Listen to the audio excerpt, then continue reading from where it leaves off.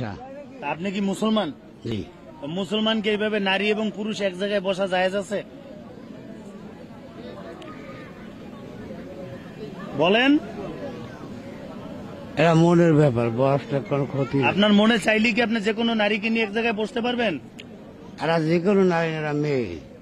হ্যাঁ, মেয়ে নিজের জন্মদাতা মেয়েও যদি হয়, তার বয়স যদি 18+ হয়, অর্থাৎ সে সাবালিকা হয়, তার কি বাবার কাছে এইভাবে বসা জায়েজ আছে? আমি দূরেরটা বাদ দিলাম, কাছেরটা বলেন। বসায় কোনো ক্ষতি নেই। বসায় কোনো ক্ষতি নেই? না, এটা কোন হাদিসে পাইছেন আপনি যে বসায় কোনো ক্ষতি নেই? হাদিস না, এটা হইলে যাই মনে করেন যা যার মনের ব্যাপার। এই যে তবজি রাখছেন, এখানে আমরা যে তবজিগুলো দেখতে পাচ্ছি, অনেকগুলো তবজি, এই তবজিগুলো কি আপনারা কখনো পড়েন? পড়ি। কি বলে পড়েন? সুবহানাল্লাহ, আলহামদুলিল্লাহ, লা ইলাহা ইল্লাল্লাহ, আল্লাহু আকবার, লিল্লাহিল হামদ। যাক, সুন্দর, আলহামদুলিল্লাহ। আপনি এই যে এই মাজারে এই যে অনেকদিন যাবত আছেন, মনে হয় কত বছর যাবত আছেন এই মাজারটায়? না, আমি 2-3 বছরে আসি। 2-3 বছর যাবত আছেন। তা আপনি আমাদের এই যে হযরত শাহ রাদিয়াল্লাহু বগদাদি, কোনো ওনার কোনো সাইনবোর্ডে নাই যে উনি কি কখনো বলছে যে এইভাবে মোম জ্বালাইয়া এইভাবে এরকম মানুষজন নিয়ে বইসা এবং নারী পুরুষ এক জায়গায় হইয়া তোমরা আসর বসাইও বা এই করে, এই ধরনের কোনো উনি কি পূজারি করতে বলছে কখনো?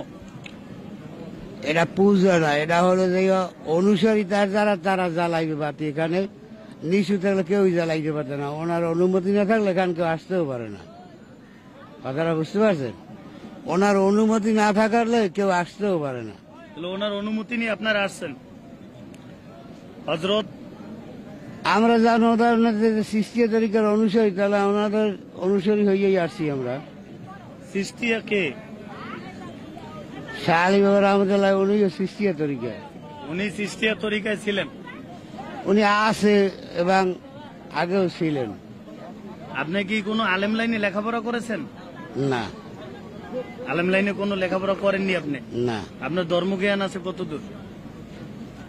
মানে আপনি তো মুসলমান, একটা হালকা। মুসলমানের তো 5টা কলেমা জানা জরুরি এবং ন্যূনতম 2 থেকে 3টা সূরা জানা জরুরি। এগুলো আপনি জানেন? জানি। একটা কলেমা বলেন তো, বিশেষ করে কলেমায় শাহাদাত, মানুষ মৃত্যুবরণ করলে যেটা দরকার, বলেন। বিসমিল্লাহির রহমানির রহিম। কলেমা শাহাদাত, আশহাদু আন্না লা ইলাহা ইল্লাল্লাহু ওয়াহদাহু লা শারীকা লাহু আবদুহু ওয়া রাসূলুহু। মাঝের বার বাকি ঢুকে বলবে কলেমায় শাহাদাত, আশহাদু আল্লা ইলাহা ইল্লাল্লাহু ওয়াহদাহু লা শারীকা লাহু ওয়াহদাহু আন্না, এরপর যে মুহাম্মাদান, এ ঢুকে বলবে। এই যেগুলো করেন এগুলো কি ঠিক? কোনা করি এই যেগুলো, এই যে বাতি বুতি জ্বালান, এইভাবে যে নারী পুরুষ এক জায়গায় হন, এটি কি ঠিক? ক্লিয়ার বলেন। আপনাদের কারণে যুব সমাজ আজকে জঙ্গি হচ্ছে, ধ্বংসের মুখে যাচ্ছে, বোম ফাটাচ্ছে। আমাদের কারণ? জি। আমাদের এলাকার লোক কোনো জঙ্গিতে নাই। কেমনে না থাকলো? এর একটা অস্ত্র, এটা দেশি অস্ত্র। আপনি এই মুহূর্তে আল্লাহ না করে একজনের সঙ্গে তর্কাতর্কি লাগলে, দেখি আঙ্কেল একটু বাজান, এটা দিয়ে যদি কাউকে আঘাত করে, আপনার আসরে বসছে উনি, এটা দিয়ে যদি কাউকে আঘাত করে উনি বাঁচবে? কোনো পাগল কাউকে আঘাত করে না। উনি নিজেই তো স্বীকার করছে যে আমি পাগলের বেশে, আমি পাগল না। উনি স্বীকার করছেন। আর একজন পাগলের কি এটা দরকার আছে?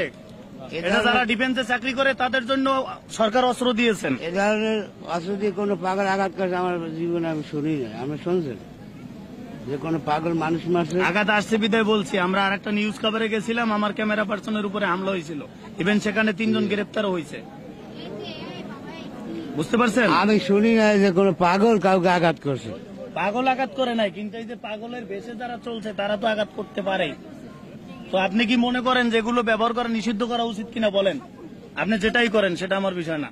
এই জাতীয় অস্ত্রর কাছে রাখাটা কি, এগুলো বন্ধ করা দরকার কিনা? সবাই তো আর রাখে না, ওনরা রাখে। কথাটা বুঝতে এটার পারছেন? বদলে একটা লাঠি রাখা যায় না? যায়। তো সেটা বলেন, লাঠি রাখতে বলেন।